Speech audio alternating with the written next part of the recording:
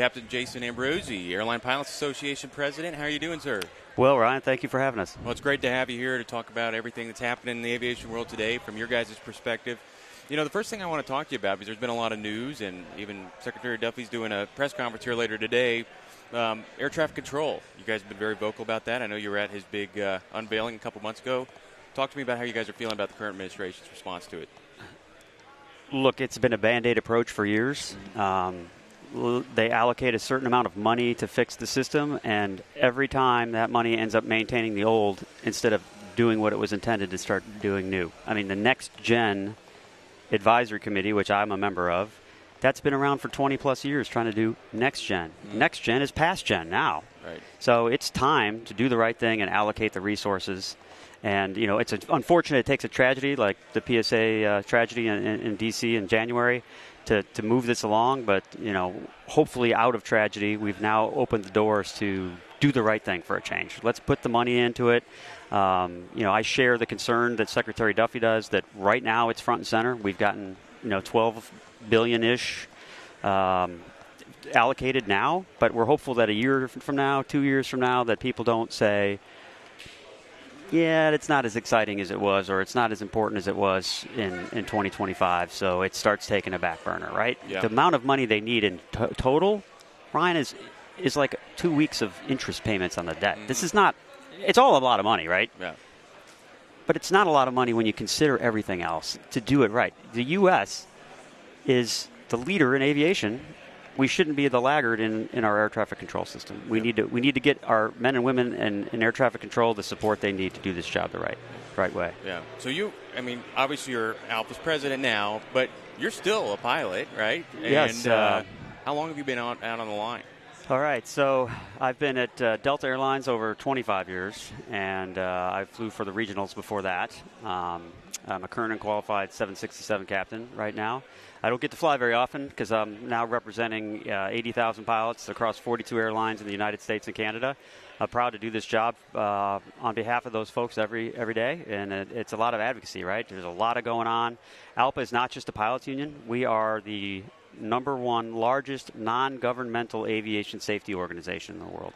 Our safety department is larger than any other department. So we're out there advocating for a lot of the safety improvements you have on airliners today. Are a result of our advocacy over the years. You know, we say our rules are written in blood. Well, it's our pilots that are there on the front line of that. Yeah, great. So, you know, there's been some, you know, recent sort of headlines. Again, it's coming back in the news. Age 67, it's coming back. I'm sure you guys have seen what I've seen. What are you all feeling?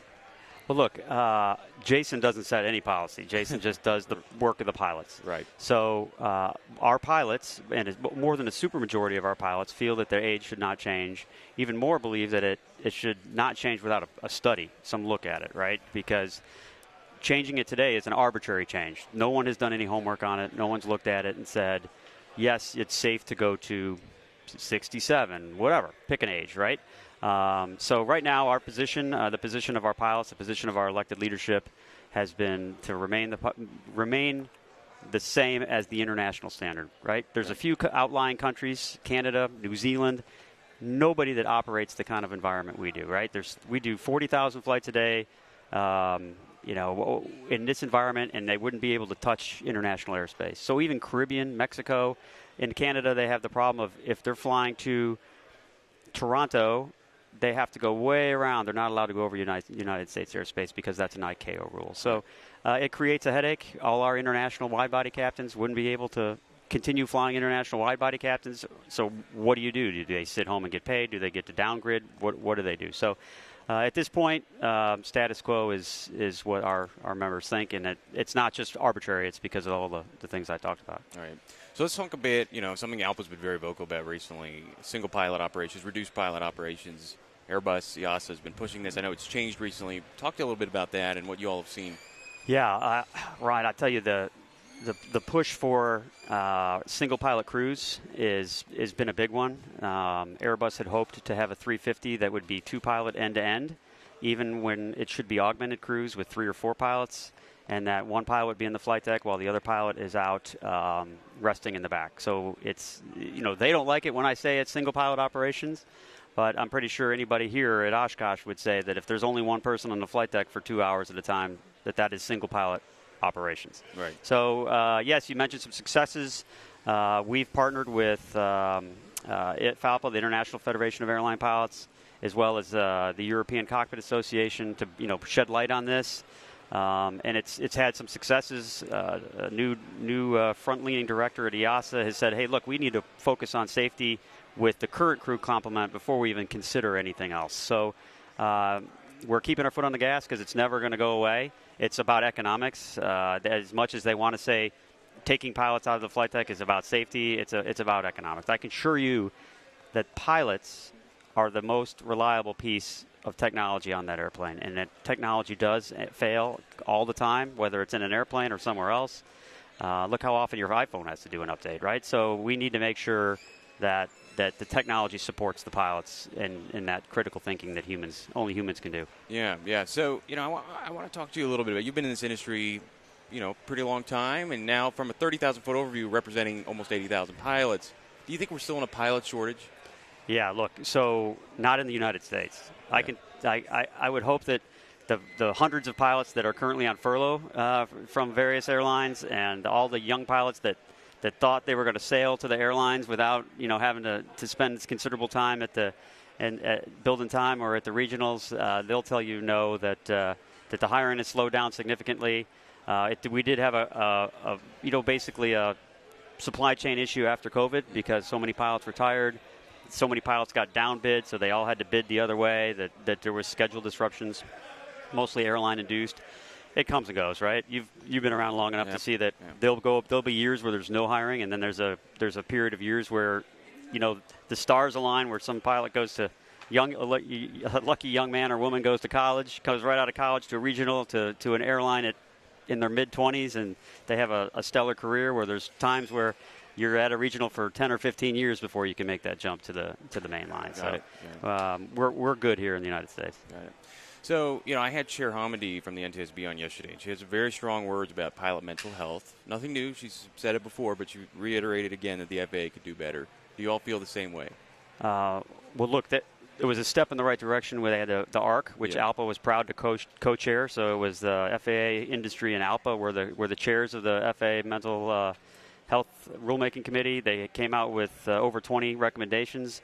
Those recommendations are being implemented. We can always do more. That's why we're proud to be with the piece of legislation on mental health that is now moving through Congress to move things along on that. So we can always do more.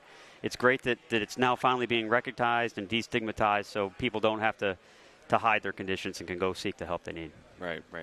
So, kind of my last question here, maybe second to last question, is around public charter operators. Again, something ALPA's talked a lot about. I won't say any more. I want you to talk a little bit about ALPA's feeling about, we won't name names, but we know who they are. Well, look, you're hitting all of them here, man. I got to give you credit. You're doing well. So public charter, there's a loophole in 380 that allows it in very limited circumstances. Unfortunately, predating both of us, this loophole's been allowed to be used for far more than it was ever intended. We fought hard in the 90s to get one level of safety. I started as a Brasilia captain flying 135 with 30 passengers in the back. And we didn't have a dispatcher. We didn't have all that stuff. And then we fixed that. Well, now they're trying to go back that way. They're allowing 30 passengers in an airplane under Part 135. That's just not appropriate. The traveling public deserves the same level of safety when you buy an airline ticket on a scheduled carrier. Right. And we're gonna do everything in our power to shed sunlight on that and make sure that we close that loophole to the extent possible. Got it. Because that's not how it was intended. To be clear, but now they don't know how to put the genie back in the bottle. Right. So I want to talk to you. For last thing, it's been more recent event is ICAO's administrator or the appointee that the White House made. I think his name is, hold on, I got to find Jeffrey Anderson, former Delta pilot. Why do you all oppose him so much? Well, look, or where your concerns lie? Well, first of all, Jeff is being put up for that position by Congressman Nels, who is a very significant proponent for raising the pilot retirement age. That is Jeff's issue. Jeff is there to raise the pilot retirement age. So that's policy that was set last year in the FAA reauthorization bill. This administration, Secretary Duffy, have said that that is settled as far as they're concerned. Gotcha. But they're trying to reopen this debate. So Jeff didn't come into ALPA to try to change ALPA's policy. They didn't, go try to study or collect data. They just went VFR direct for a term here. There you go. To Congress and try to represent themselves as ALPA pilots that want to raise the age and so on. So our members have significant heartburn with that, and Mr. Anderson, we need an ICAO ambassador that is there for the right reasons, not to be there on a single issue to, go back to their constituents and say, yeah, we changed something that was already settled. Gotcha. So before we head out here, I want you to talk about, again, you've been a pilot a long time, you've been a professional pilot, now running the world's largest pilot union. What message do you have to the next generation of pilots? Stay engaged, right? So being a pilot has to be about, especially an airline pilot, has to be about the love of the job. If you get into it because, look, I take pride in the contracts we've negotiated. Right. When I was at Delta, we've led the industry and getting our members what they deserve, right? So people look at that and go, oh, yeah, I want to do it because of the travel, or I want to do it because of the pay, or I want to do it because... No, you got to do it because you love it. And stick with it because you love it, because there's going to be bad times. I was furloughed. I went through a bankruptcy. I lost my pension, but I love it. So I stuck with it. A lot of pilots end up getting out of it. So do it because you love it. Stay engaged. When you get to wherever you go as a carrier, your airline, be part of your union. Get involved. Make a difference. If you don't like something, that's why our organization is so good. You get involved and you change it.